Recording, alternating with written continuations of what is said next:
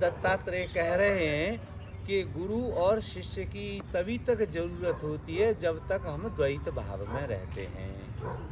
अद्वैत भाव को जब चित्त प्राप्त कर लेता है तो चित्त जो है, पतंजलि जैसे कहते हैं, तदा दृष्टु स्वरूपे अवस्थानम, अपने स्वरूप में ही समा जाता है।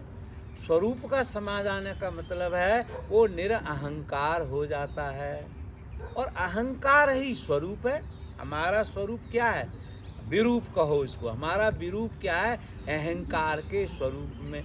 जब तक हमारा अहंकार है, अहंकार क्या है? उपाधियाँ हैं, मैं शरीर हूँ, ये एक अहंकार का ज्ञान है, और शरीर उसकी उपाधि है। मैं इंद्रियां हूँ, ये शरीर अहंकार का एक ज्ञान है, और इंद्रियां अहंकार के फैलने का साधन है। अर्थात इंद्रियां जो हैं अहंकार को ढके रहती हैं। तो जितनी उपाधियां जीव के ऊपर होती हैं उतना वो अपने स्वरूप को भूल जाता है। पतंजलि ऋषि कहते हैं योग में कि जब तक चित्त की वृत्तियां रहती हैं तब तक अहंकार चित्त की वृत्तियों के अनुसार अपने को जानता है। वृत्ति सारूप्यम इतरत्र, जब तक वृत्तियां होंगी, जैसे मेरी वृत्ति इस समय पढ़ाने की है तो मैं वृत्ति कर रहा हूँ पढ़ाने की वजह, इस वजह से मैं टीचर हूँ, शिक्षक हूँ। मैं थोड़ा पढ़ाना बंद कर दूंगा, मेरी वृत्ति ये समाप्त हो जाएगी तो मैं फिर से बुद्धि प्रकाश या जो भी हूँ हो जाऊंगा। तो उपाधियों से, उपाधियां जो है हमारे ज्ञान को ढकती रहती हैं। इसीलिए भगवान दत्तात्रेय कह रहे हैं कि जो मुक्त पुरुष हैं, या तुम आत्मज्ञान को प्राप्त करो, आत्मा के स्वरूप को जानो, तो आपको उपाधियों की कोई ज़रूरत नहीं, उपाधियों से मुक्त हो जाओगे। गुरु शिष्य परंपरा से, ज्ञान लेने और देने की परंपरा से मुक्त हो जाओगे, क्योंकि आप तो ज्ञान के सागर ही हैं। जब उसी में समा गए, आप अपने स्वरूप में ही समा गए, तो आपका अहंकार तो रहा नहीं, और अहंकार को ही ज्ञान और अज्ञान की जरूरत होती है। जो व्यक्ति अपने स्वरूप में बैठ गया, द्वैत भाव से मुक्त हो गया, फिर उसे किसी व्यवहार की जरूरत नहीं होती। इसलिए वेदांत जो है वो बड़ा अव्यवहारिक लगता है, लेकिन ये आध्यात्मिक व्यवहार के लिए आवश्यक है। संसार के व्यवहार से तो आपको थोड़ी देर के लिए मुक्त कर देता है, लेकिन जो असली वेदांत में स्थापित हो जाए व्यक्ति, वो व्यवहार से भी फिर नहीं डरते, क्योंकि व्यवहार उनके लिए माया हो जाता है। ये संसार का जो कर्म है वो किनके लिए माया है? जो अवधूत स्थिति को प्राप्त हो गए, अपने स्वरूप में बैठ गए हैं, फिर उनके लिए गुरु शिष्य और उपाधियों से रहित उनका जो स्वरूप है उसमें बैठ जाते हैं। तब वो क्या कहते हैं? आगे कहते हैं कि न चोपादिन न मे क्रिया विदेहम गगनम विद्धि। ये उसकी गुण बताए। अवधूत के क्या क्या गुण हैं?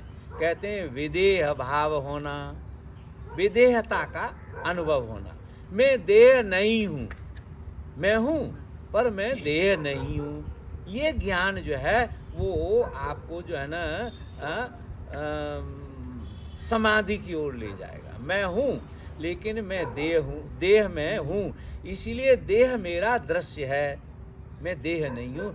देह मेरी उपाधि है। अगर मुझे आपको सीधा देखना है तो आपकी देह को मुझे हटाना पड़ेगा, आपके मन को हटाना पड़ेगा, आपकी इंद्रियों का जो जाल है आपके ऊपर, उससे आपको बिल्कुल नेकेड देखना पड़ेगा। तो ये एहसास होता है, ये अनुभव होता है जब आदमी ट्रांस कर जाता है। किस किस को? देह को, मन को, और जो तीसरा हमारा उपाधि है वो है हृदय, जिसे हम चित्त कहते हैं, उसको भी, उसमें बुद्धि आ जाती है।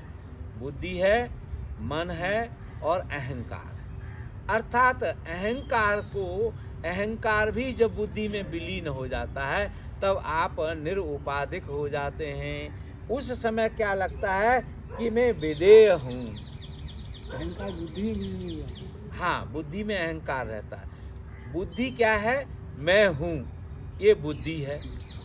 पर मैं यह हूँ, ये जो डिसीजन है, डिसाइडेड नॉलेज है कि मैं यह हूँ, ये बुद्धि तय कर देती है, तब उसको हम अहंकार कहने लग जाते हैं। मैं लड़की हूँ, मैं लड़का हूँ, मैं विद्यार्थी हूँ, मैं गुरु हूँ, ये बुद्धि जब डिसाइड कर देती है, उस स्वरूप को हम अहंकार कहते हैं। तो बुद्धि ये तय करती है और बुद्धि इससे मुक्त भी कर देती है। जिस चीज ने जो चीज बनाई है, जो करता है, वो उसको बनाना जानता है? और इसीलिए वो उससे आपको मुक्त भी कर सकता है, क्योंकि जो बनाने वाला है वो बिगाड़ने का भी ज्ञान जानता है। तो बुद्धि ने आपको ये समझाया कि आप जो है ना देहधारी हैं, आपकी एक देह है, आपका एक मन है, आप मन हैं, इंद्रियां हैं, ये बुद्धि ने तय कर दिया। तब आपने मान लिया कि हाँ मैं यह हूँ, और यह मानते ही अहंकार हो गया। तो बुद्धि जो है ना अहंकार को निश्चित करती है। अच्छा, बुद्धि क्या है? बुद्धि कहाँ से आती है? बुद्धि आती है हमारे प्रारब्ध से, जो हमने पूर्व जन्म में कर्म कर रखे हैं, क्योंकि आकार का निर्माण जो है ना वो कर्म से होता है। तो बुद्धि का निर्माण जो हमने पूर्व जन्मों में जो भी काम किए हैं, जो कुछ भी आपने शरीर के द्वारा, मन के द्वारा, इंद्रियों के द्वारा आज तक किया है, उसका सब संग्रह रूप बुद्धि है, और उस बुद्धि को ही हम स्मृति भी कह देते हैं। इसलिए पतंजलि ऋषि ने 5 वृत्तियों में अंतिम वृत्ति जो है, अंतिम वृत्ति से मोक्ष माना। कैसे? स्मृति से। क्या क्या वृत्तियां हैं चित्त की? 5 वृत्तियां हैं। वो हैं प्रमाण वृत्ति, प्रमाण वृत्ति, प्रमाणित ज्ञान, और एक है जो है प्रमाण वृत्ति, और जो है अनुमान वृत्ति। प्रमाण विपर्य, प्रमाण, विपर्य, विकल्प, निद्रा, स्मृति। स्मृति 5वीं वृत्ति है। ये सारी वृत्तियां देह और मन के कार्य हैं। ये वृत्तियां क्या हैं? देह और इंद्रियों या मन के कार्य हैं। इनसे ये जो कार्य करते हैं तब हमारी वृत्ति बन जाती हैं। और आत्मा जो है, जो स्मृति जिसमें है या जिसको स्मृति है, वो वृत्ति रहित है। वृत्ति रहित आत्मा है। आत्मा में वृत्ति नहीं है। कैसे? आत्मा में वृत्ति नहीं है। वृत्ति, आत्मा जानती है कि मुझ में वृत्ति नहीं है, ये मेरे ऊपर उपाधियां हैं। प्रमाण वृत्ति क्या होती है? प्रमाण वृत्ति होती है जिसे हम सच्चा ज्ञान, डायरेक्ट नॉलेज, रियल नॉलेज। जैसे ये बुक है मेरे पास, मैं इसको अपनी आँखों से देख रहा हूँ, सीधा ज्ञान है ये, इसमें मुझे कोई संदेह नहीं रहता। प्रमाण वृत्ति में संदेह नहीं रहता। और जो विप्रय वृत्ति है वो रॉन्ग नॉलेज होता है। एक तो होता है राइट नॉलेज। बुद्धि जो है या मन किसी वस्तु को 5 प्रकार से जान सकता है। एक तो ज्ञान है जिसे हम प्रमाण वृत्ति कहते हैं, यह मोक्ष देने वाला होता है। लेकिन ये जो वृत्तियां हैं, पतंजलि ऋषि कहते हैं ये दुधारी तलवार हैं। आपको ये बंधन में भी डाल सकती हैं और जो है मोक्ष की ओर ले जाती हैं। योगियों के लिए ये मोक्षदायक हैं, संसारी लोगों के लिए ये बंधन कारक है। एक तो प्रमाण हो गया, दूसरा एक प्रमाण वृत्ति देखो किस तरह से ये बंधन करती है कि कोई चीज का आपको अच्छा ज्ञान, सीधा ज्ञान प्राप्त होगा, क्या यह सुखमय है, उसकी ये डायरेक्ट नॉलेज हुई कि ये सुखमय है। तो ये सुखमय है, ये वस्तु का ज्ञान है, लेकिन ये ज्ञान आपको बंधन में डाल सकता है, क्योंकि आप उसको सुखमय जानकर बार बार भोगने का ज्ञान करेंगे। और जो इसके विपरीत प्रमाण वृत्ति के जो विपरीत वृत्ति है, उसको हम कहते हैं विपर्य वृत्ति। वो है रॉन्ग नॉलेज। अब रॉन्ग नॉलेज आपको मोक्ष भी दे सकती है। क्या? अरे ये संसार जो है ना बड़ा दुखदाई है। ये ज्ञान हुआ संसार बड़ा दुखदाई। ये पुस्तक सुखदाई भी है और ये पुस्तक दुखदाई भी है, क्योंकि हर एक वस्तु का स्वभाव जो है दो प्रकार का है। आपके लिए उपयोग भी हो सकती है, दुरुपयोग। अगर आपको उसका सही ज्ञान है तो आप उपयोग कर लेंगे और आपके जीवन को सरल बना देगी, आनंददायक बना दी। यदि उसका आपको ज्ञान नहीं है, गलत ज्ञान है, तो आपके लिए वो मुसीबत बन जाएगी। मान लीजिए किसी के पास बहुत सुंदर एक कार है, अगर वो उसे चलाना जानता है, उसका उपयोग जानता है, तो वो उससे अपनी जीवन यात्रा बढ़िया कर लेगा, सुखदायक बना लेगा। अगर उसे चलाना ही नहीं आता तो वो वस्तु उसके लिए दुख का कारण हो जाएगी। तो वस्तुएं उदासीन है, वस्तुएं कुछ नहीं करती। आपका जो ज्ञान है या जो संबंध उनसे हो रहा है, वो संबंध उनसे दुख और सुख निश्चित हो। किस तरीके से आप संबंध, ज्ञानपूर्ण आदमी अगर उससे संबंधित होगा तो उसके लिए जगत आनंददायक हो जाएगा। अज्ञानी व्यक्ति भी संसार में रहते हैं, उनके लिए इसका स्वभाव न समझने की वजह से दुखदायी हो जाता है। तो अवधूत व्यक्ति जो है ये इन दोनों वृत्तियों से मुक्त होते हैं, क्योंकि उनको न तो ज्ञान की जरूरत होती है न ज्ञान की जरूरत है, दोनों से मुक्त है। जो द्वैत से मुक्त है वो अवधूत है, वो तीसरे स्वरूप में है। इस तरह जो द्वैत से न ऐसा है न वैसा है, इन दोनों से मुक्त जो हो गया है, ये सत्य है वो असत्य है और वो भी सत्य है ये असत्य, इन दोनों से द्वैत भाव से जो मुक्त हो गया है जिसका मन, वो जो है ना अवधूत है। एक प्रमाण हो गया, एक विपर्य हो गया और एक हो गया विकल्प। समझो ये 5 वृत्तियों को। तो विकल्प में क्या होता है कि जो प्रमाण वृत्ति है उसमें वस्तु आवश्यक होती है ना, ऑब्जेक्ट जो है वो इम्पोर्टेंट होता है प्रमाण में और विपर्य में दोनों। चूँकि चीज़ होगी नहीं तो हम उसके रूप का ज्ञान अज्ञान कैसे करेंगे।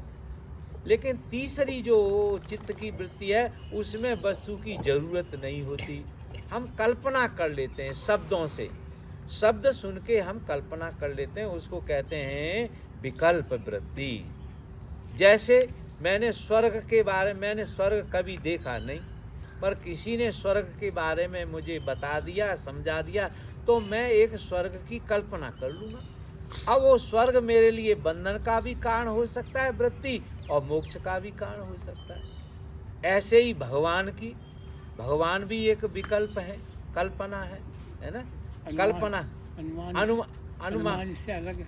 हाँ, अनुमान भी आ जाता है। वो फिर जो प्रत्यक्ष प्रमाण है उनके 3 भेद हैं, 3 भेद हैं, प्रत्यक्ष और अनुमान और शब्द प्रमाण। तो ये पहले समझें कि जिसमें वस्तु की जरूरत नहीं है वो जो है ना विकल्प है। जैसे किसी ने बम्बई मैंने कभी देखी नहीं और बम्बई के बारे में कोई वर्णन कर दे, तो मुझे एक बम्बई का चित्र मेरे मन में प्रकट हो जाएगा, उसको हम विकल्प वृत्ति कहते हैं। ये चित्त की एक पावर है, चित्त ऐसे भी संसार को बना सकता है। प्रमाण विपर्य। और अगली है निद्रा। निद्रा कहते हैं जिसमें absence of total knowledge, absence of total knowledge, जहाँ आपको अच्छा बुरा वस्तु है नहीं है किसी का भी ज्ञान न हो, उसको हम निद्रा वृत्ति कहते हैं। और निद्रा के बाद जो है स्मृति है। ये 5 जो उपाधियां हैं, इनसे जब जीव मुक्त हो जाता है, इनके द्वारा संग्रह किया हुआ ज्ञान जो होता है, तब तक वो जो है ना अपने विरूप में स्थापित रहता है। पतंजलि ऋषि कहते हैं कि इससे लौट जाओ, इससे मुक्त हो जाओ, अपने को पीछे के लिए ले जाओ, और तदा दृष्टु स्वरूपे अवस्थानम, तब आप अपने स्वरूप में अवस्थित हो जाएंगे। जो स्वरूप में अवस्थित हो गए उनको क्या लगेगा, अहम विदेहम गगनम अहम, मैं गगन की तरह से हो जाऊं। इतने आप हल्के हो जाएंगे, क्योंकि आप पर जो आपको अपने शरीर का, मन का जो भार महसूस होता है, वो किससे होता है? शरीर की क्रियाशीलता से, मन की क्रियाशीलता से। यदि मन शांत हो तो आप बिल्कुल निर्भर हो जाते हैं। शरीर भी शांत हो जाए, शरीर की क्रियाएं कम हो जाएं, तो आप आसन में बैठे हुए विधेय स्थिति को प्राप्त हो जाएंगे। तो जब आप उपाधि रहित होते हैं, उपाधि रहित, जैसे जैसे उपाधि रहित होते जाएंगे, वैसे वैसे आप जो है विधेय गगन के तरह से हो जाएंगे, और ये आपको अनुभव होगा। व्यक्ति जब ध्यान करता है, आसन करता है, ध्यान करता है, तो क्या लगता है कि मैं धीरे धीरे, मेरी देह जो है हल्की होती चली जा रही है। देह पर मन की पकड़ होने की वजह से देह आपको भारी लगती है। उसका जो भार है वो उसका गुण है। अब जो गुण है उससे आप चिपक जाएंगे तो आपको उस तरह का अनुभव आपके दिमाग में आने लगेगा, सूचना मिलने लगेगी। लेकिन यदि व्यक्ति का चित्त और शरीर निष्क्रियता को प्राप्त हो जाए तो वह अपने को निराकार गगन के समान, आकाश के समान जो है ना समझने लगेगा। चलते फिरते भी उसको लगेगा कि मैं अंदर से बिल्कुल खाली हूँ। शरीर चल रहा है लेकिन आपको लगेगा कि शरीर चल रहा है लेकिन ये बिल्कुल निर्वार है। देखो हमें कर्ता भाव कैसे पकड़ लेता है। जैसे हम साइकिल चलाते हैं तो साइकिल चलाते रहें, जब तक हम पैडल मारेंगे तब तक साइकिल चलेगी। अगर हम पैडलिंग बंद कर दें थोड़ी देर के लिए तो थोड़ी देर साइकिल आगे तक जाएगी और फिर रुक जाएगी। ऐसे ही ये हमारा शरीर है। शरीर एक मशीन है, इसके साथ आपका अहंकार जुड़ा हुआ है। अहंकार जितना करंट इसको देता रहता है, इसको ईंधन देता रहता है, उतना देर ये चलती रहती है। अगर अहंकार माने मन को शांत कर देना, मन शांत हो जाए, शरीर से डिटैच हो जाए तो शरीर फिर कोई भी कार्य नहीं कर सकता। आप सो जाते हैं रात्रि में तो क्या हो जाता है कि आप का जो अहंकार है वो शरीर से, मन से मुक्त होकर अपने निराकार स्वरूप में चला गया, निष्क्रिय हो गया। और निष्क्रिय होते ही आपकी सारी क्रियाएं शरीर मन की बंद हो जाती हैं। लेकिन एक चीज काम करती रहती है आपके अंदर, वो है प्राण। मरने में और समाधि में और निद्रा में, समाधि में और मरने में अंतर समझो। तीन स्थिति हैं, तीनों का हमको समझना है। एक तो है निद्रा, एक है मरण, एक है समाधि। इन तीन स्थितियों को समझो। तो जो निद्रा है उसमें क्या होता है कि शरीर और मन शांत हो जाते हैं, शरीर और मन निष्क्रिय हो जाते हैं। लेकिन इसके अंदर जो महाप्राण है, प्राण को हम ब्रह्म भी कहते हैं, चेतना भी कहते हैं, आत्मा भी कहते हैं। ब्रह्म के कई नाम हैं। ब्रह्म का नाम एक तो ब्रह्म ही है, एक प्राण है, एक आत्मा है, एक ज्योति है, प्रकाश जिसे कहते हैं। इस तरह से ब्रह्म के बहुत सारे नाम हैं। तो ब्रह्म जो है ना उसमें सक्रिय रहता है, और जो जीव है, जो ब्रह्म का अंश है, जीव है, जो आप हैं, वो शांत हो जाता है। जीव कौन है? जो जीने की इच्छा करता है, तो वो क्रियाएं शांत हो जाती हैं। ये तो हो गई निद्रा। प्राण जो है काम करता रहता है। अब मृत्यु क्या है? मृत्यु में वो जो प्राण काम कर रहा है वो भी देह से अलग हो जाता है। इसलिए मुर्दा में और सोए हुए आदमी में अंतर रहता है। सोया हुआ व्यक्ति जो है उसके अंदर जो अंदर के अंग हैं या शरीर है, मन है, मन नहीं शरीर, उसमें नाना प्रकार की क्रियाएं होती रहती हैं। कोई आदमी सोता हुआ है लेकिन उसके अंदर भोजन पच रहा है, श्वास ले रहा है, रक्त दौड़ रहा है, सारी क्रियाएं होती रहती हैं। लेकिन ये मृत्यु में नहीं होती, क्योंकि महाप्राण भी उससे निकल गया। और समाधि में क्या होता है? समाधि में जो महाप्राण है वो भी शांत हो जाता है। प्राण की सारी क्रियाएं शांत हो जाती हैं। प्राण क्या क्रियाएं कर रहा है? इंद्रियों को संचालित करता है। प्राण जो है कर्मेंद्रिय और ज्ञानेंद्रियों को संचालित करता है। तो जैसे ही समाधि में प्राण शांत होता है, अर्थात देह से, इंद्रियों से प्राण भी अपना उनको सपोर्ट करना बंद कर देता है, तो आपको समाधि हो जाती है। इसलिए समाधि में गया हुआ व्यक्ति वापस जीवित आ सकता है, लेकिन मृत्यु के बाद फिर जो है ना,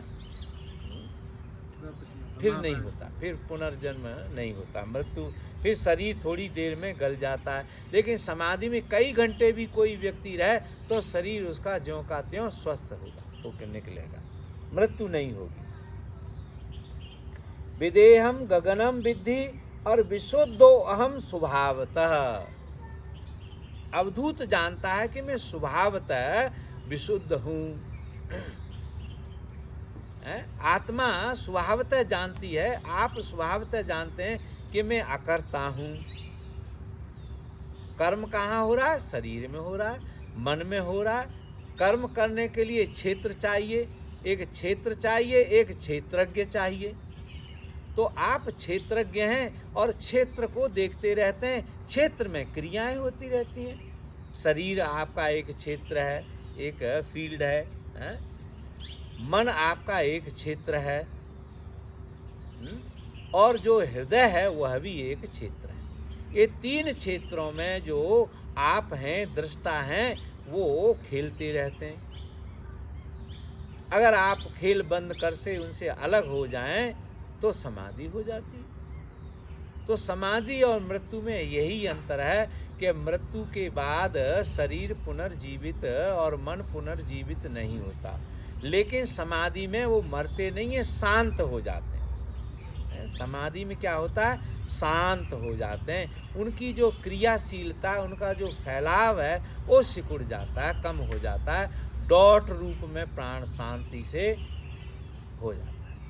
कहाँ समाया रहता है प्राण? जहाँ से प्रकट होता है। प्राण को प्रकट होने के हमारे व्यक्तित्व में 3 क्षेत्र बताए गए। तंत्र शास्त्र कहता है कि प्राण जो है वो नाभि से प्रकट होता है, नाभि में प्रकट होता है, और नाभि से फिर नस नाड़ियों के द्वारा सारे शरीर का आकार ग्रहण कर लेता है, शरीर के रूप में फैल जाता है। वेदांत कहता है कि हृदय में पैदा होता है, वेदांत कहता है हृदय में पैदा होता है। और जो सांख्य शास्त्र है वो कहता है कि आपके ब्रेन में पैदा होता है, जिसको हम मन कहते हैं। तो ये 3 स्थान हैं। किसी भी, ये तो जो दृष्टा लोग हैं उनका अपना मतभेद है, पर हम ये कह सकते हैं कि प्राण जो है सारे शरीर में भिन्न भिन्न क्षेत्रों में प्रकट होता है, क्योंकि प्राण जब प्रकट होता है तो सर्वत्र व्याप्त रहता है। तो जब तक प्राण देह को नहीं छोड़ता है तब तक मृत्यु नहीं होती। प्राण देह को छोड़ देता है, उसकी क्रियाएं जो हैं सिकुड़ जाती हैं, बिंदु रूप हो जाता है, तो मृत्यु हो जाती है। और समाधि में प्राण, जो 5 प्राण हैं, वो अपनी क्रियाएं शांत कर देते हैं। तो शांति में फिर से जागृति आ जाती है। तो कोई व्यक्ति समाधि में कितनी भी देर रहे, लेकिन उसकी शरीर मन कोई भी काम नहीं करेंगे, लेकिन अंदर से वो जीवित रहेगा, क्योंकि उसका जो महाप्राण है उसने अभी शरीर नहीं छोड़ा है। गुरुजी, जो कुछ लोग होते हैं जिसको जीवित समाधि बोलते हैं हम।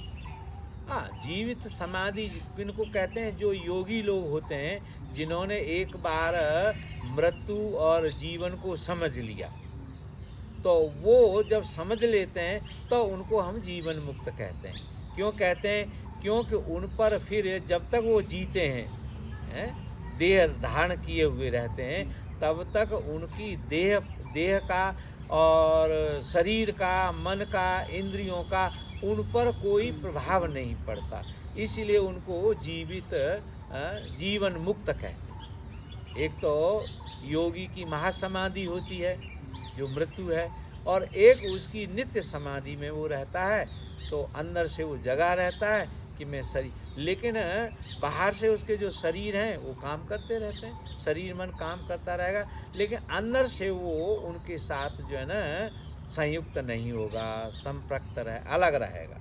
तो महाप्राण भी खुद से निकाल सकते हैं अगर योगी उसका अगर वो करता है? महाप्राण निकल गया, अगर एक बार बंद हो के शांत नहीं निकल गया, तो वो देह फिर जीवित नहीं रह सकते। नहीं मतलब ये खुद से निकाल सकते हैं, जैसे शांत तो हम खुद से कर सकते हैं प्रैक्टिस करके, ये करके। अच्छा, आपका मतलब है कि हम जीते जी मरना चाहें?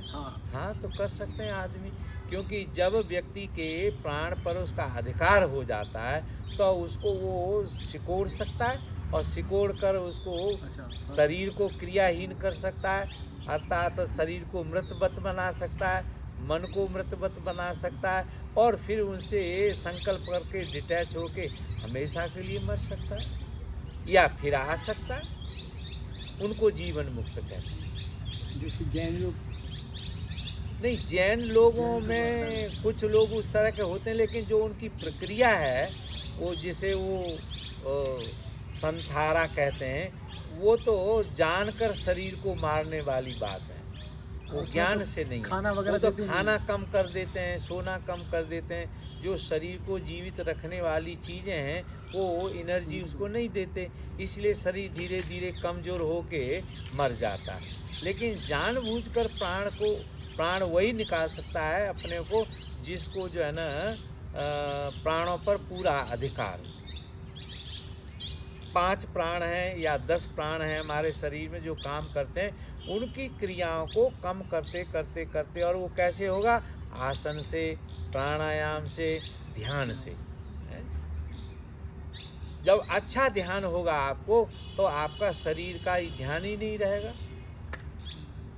गहरा ध्यान में आपको शरीर का पता नहीं चलता है, और समाधि के बाद आपको लगेगा विशुद्धो अहम स्वभावतः, आत्मा जो है जानती है मैं विशुद्ध हूँ। क्योंकि अशुद्ध कौन है? अशुद्धता क्या है? अशुद्धता जो है वो आत्मा के जो चेतना के विपरीत है,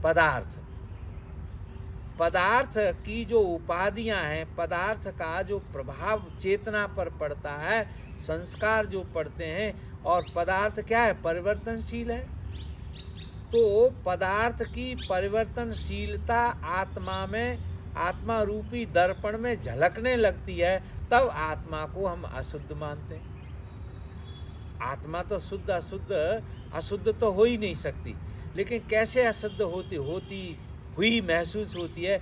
जैसे हम एक सुंदर शीशे के ऊपर एक कोई रंगदार फूल रख दें या कोई रंगीन चीज़ रख दें, तो उतने क्षेत्र का शीशा जो है वो रंगीन हो जाएगा।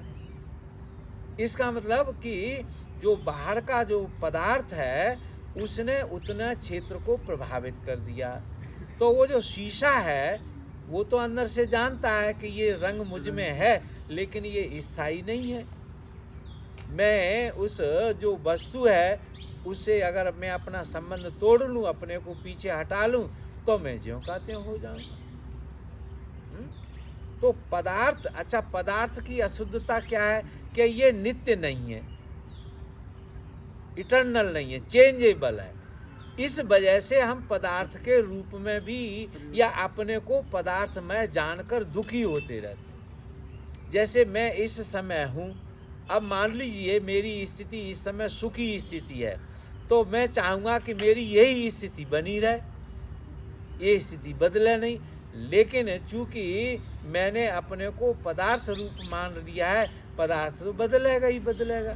तो जैसे ही ये बदलेगा वैसे ही मेरे अंदर दुख की अनुभूति हो जाएगी। हाँ, आत्मा दुख से इसलिए मुक्त है कि वो अपरिवर्तनशील है, कभी उसमें कोई परिवर्तन नहीं होता, न घटती न बढ़ती, ज्यों की त्यों रहती है, न्यूट्रल रहेगी। हाँ, उसे कैसे समझे? जैसे आकाश है, आकाश तत्व जो है वो आत्मा के बिल्कुल निकट है, वैसा ही है। पदार्थ के द्वारा भी हमको आत्मा समझनी है, हालांकि वैसी नहीं है, लेकिन हम कुछ कुछ अनुमान उसके लिए लगा सकते हैं उसके बारे में, है? तो आकाशवत जो है वो आत्मा है। विशुद्धो अहम स्वभावतः। और क्या है, आगे का श्लोक है, विशुद्धो अस्य शरीरो असि न ते चित्तम परात् परम अहम चात्मा परम तत्वमिति वक्तुम न लज्जसे। तुम विशुद्ध देह रहित हो, हैं?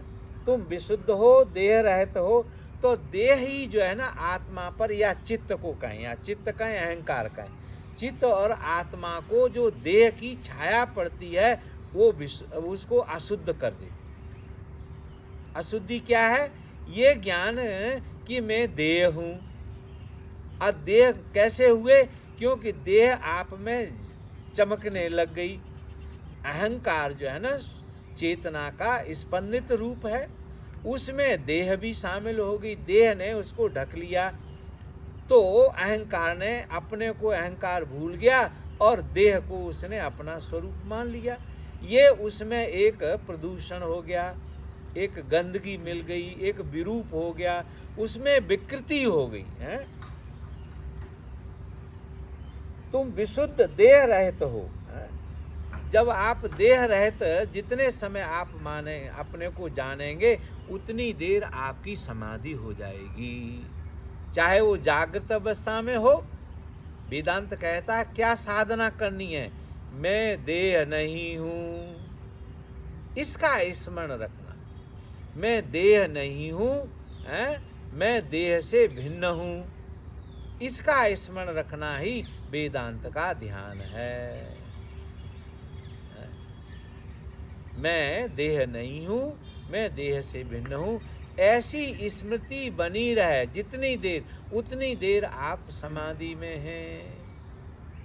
फिर आप में कोई चीज आपको प्रदूषित नहीं कर सकती। तुम विशुद्ध देह रहित हो, यह चित्त तुम्हारा नहीं है। अच्छा, चित्त क्या है? चित्त जो है हम अर्जित करते हैं। चित्त शब्द का अर्थ समझो फैलना, आपके अहंकार का फैलना। अहंकार कहाँ फैलेगा? 3 क्षेत्रों में। हृदय के क्षेत्र में फैल सकता है क्योंकि वहाँ जगह है, आकाश है, हृदयाकाश है। या मन में फैलेगा, इंद्रियों के द्वारा फैलेगा, इंद्रियों रूप में फैलेगा, या देह में फैलेगा। ये 3 क्षेत्र हैं चित्त के फैलने के। इनसे हम उसको पीछे की ओर लौटा लें, प्रत्याहार कर लें, तो वो सिकुड़कर बिंदु रूप हो जाएगा। तो चित्त का जो फैलाव है वो उसमें प्रदूषण है, विकार है। सांख्य की भाषा में कहते हैं वो विकार है। तो विकार जो है वो एक तरीके से जैसे दूध है, दूध जब दही बन जाता है तो दही को हम दूध का विकार कहते हैं। तो जो शुद्ध अहंकार है, जो निर्मल अहंकार है, जो विचारहीन क्रियाहीन स्थिति में शांत था, शांत मन। देखो, जो चीज चल सकती है या चंचलता जिसमें है, उसमें शांत होने का भी संभावना है। जो चीज चल सकती है वही शांत हो सकती है। तो आपका अहंकार चल सकता है, इसीलिए वो शांत भी हो सकता है। आपका शरीर चलता फिरता है, चल सकता है, इसलिए वो शांत भी हो सकता है। मन भी चंचल है, इसलिए वो शांत हो सकता है। तो द्वैतवाद ये मानता है कि हमारा शरीर भी 2 तरह का है। एक तो अकर्ता भाव वाला शरीर है, शांत शरीर है।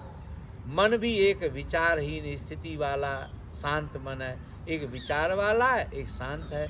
और ऐसे ही आपका हृदय भी एक जो है ना शांत हृदय वाला है, भावनाओं से मुक्त है, शांत है। तो जो प्रकृति जो है ना चंचल है, वो प्रकृति या पदार्थ जो है शांत भी हो सकता है। अच्छा, इसको पदार्थ की अवस्थाओं से समझ लें तो जो तमोगुण प्रधान अवस्था है पदार्थ की, वो उसकी एक तरीके से जो है ना जड़ अवस्था है। परमात्मा की दो तरह की प्रकृतियां हैं, एक जीव जगत है, एक जड़ जगत है। परमात्मा जो ब्रह्म है, ब्रह्म कहें उसको, ब्रह्म जो है जब फैला, एको अहम बहुश्याम, जब उसने ये संकल्प किया मैं अकेला हूँ, अब मैं बहुत हो जाऊँ, तो दो में बट गया। एक जीव जगत हो गया संसार में, जहाँ जहाँ जीवन है या जो जो चीज़ जीवित हैं उनको हम जीव जगत कहते हैं, और एक जड़ जगत है जिसमें जीवन नहीं है। तो ये दो तरह की सत्ताओं में परमात्मा हमारे आपके सामने प्रकट हो गया।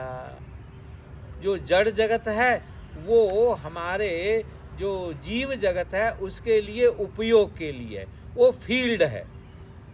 जड़ जगत जो है वो क्षेत्र है, इसमें क्षेत्रज्ञ जो है आनंद लेता है। क्षेत्रज्ञों को भी दो तरह का बांट दिया है, एक तो जीव है क्षेत्रज्ञ और एक परमात्मा है। हमारे शरीर में या हर वस्तु में दो चीज़ें समाई हुई हैं, एक जीव है जिसको हम अहंकार कह सकते हैं, जीव कह सकते हैं, बुद्धि कह सकते हैं, मन कह सकते हैं, ये है, और एक इसके पीछे जो शुद्ध परमात्मा है, ब्रह्म है, वो है। तो ब्रह्म अदृश्य है, ब्रह्म ढका हुआ है काहे काहे से, आपके जड़ जगत से, जड़ सत्ता से, और चेतन सत्ता के पीछे जो है ना वो शांत ब्रह्म ढका है। अगर हम इन दोनों सत्ताओं से जो व्यक्त हुई हैं इनसे मुक्त हो जाएं तो अव्यक्त होकर हम शुद्ध ब्रह्म की तरह या ब्रह्म में लौट जाएंगे। तो ध्यान क्या है और नींद क्या है? नींद में हम रोज दो सत्ताओं से मुक्त होते हैं, लेकिन तीसरी सत्ता में मिलते नहीं। नींद जो है वो दो सत्ताओं का तो विलीनीकरण कर देती है, लेकिन तीसरी सत्ता में मिलती नहीं, वहीं से फिर लौट आती है। इसलिए हम बार बार सोते हैं और लेकिन हमको समाधि प्राप्त नहीं होती। नहीं तो समाधि में फिर समाधि की जरूरत नहीं थी। लेकिन आप पूरी तरीके से जीव भाव से तभी मुक्त होंगे जब जीवत्व जो है ब्रह्म में विलीन हो जाएगा। कुछ हम खाली प्राणा करके अगर हम सोते हैं तो केवल प्राणायाम है। हाँ, एक विधि भी बहुत है, कोई भी विधि, चाहे आप आसन कर लो, चाहे प्राणायाम ले लो, पर आसन से प्राणायाम ज़्यादा सरल और ज़्यादा प्रभावकारी है, और ध्यान इन सबसे भी प्रभावकारी है। तो इन नींद में जाते तो ध्यान में नहीं रह पाते, पर जैसे मैंने प्राणा किया फिर मैं सोया तो मेरी प्राण तो धीरे धीरे, हाँ, तो ये क्या होगा कि आपकी शुद्धता बढ़ गई। प्राणायाम क्या करता है कि ऑक्सीडाइजेशन, हाई ऑक्सीडाइजेशन हो जाता है, किसका? बॉडी का, माइंड का है, दोनों ऑक्सीजन ले लेते हैं। ऑक्सीजन लेने से उनमें चैतन्यता बनी रहती है, इसीलिए आपको सोते हुए भी ऐसा लगेगा कि प्राण भरा हुआ है तो आप जगे हुए हैं, वो ध्यान हो जाता है। चैतन्यता ही तो ध्यान है। तो जितनी चैतन्यता बढ़ती चली जाएगी उतना आप बढ़ते चले जाएंगे। अच्छा, विशुद्धो आगे का श्लोक 56 नंबर। कथम रोदसी रे चित्तम हय्यात्मा वात्मना भवः पिब वत्स कालातीतम अद्वैतम परमामृतम। भगवान दत्तात्रेय उपदेश दे रहे हैं कि हे जीव, तू क्यों दुखी है, क्यों रोता है? कथम रोदसी, क्यों रोता है? रे चित्त, अहंकार, चित्त, जीव, व्यक्ति, मनुष्य, इनको संबोधित कर रहे हैं कि क्यों रो रहा है।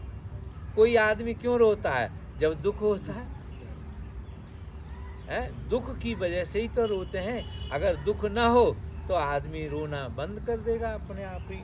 तो जब तक आपका अज्ञान है, आप अपने स्वरूप को नहीं जानते, तब तक ही रोना धोना है। जो अपने स्वरूप को जान गया वो जो है हमेशा के लिए रुदन से मुक्त हो जाएगा। और कहते हैं ही आत्मा वात्मना भव, तू आत्मवान हो जा। भगवान कहते हैं दत्तात्रेय, तू आत्मवान हो जा, आत्मा में स्थित हो जा, या आत्मा को जान ले।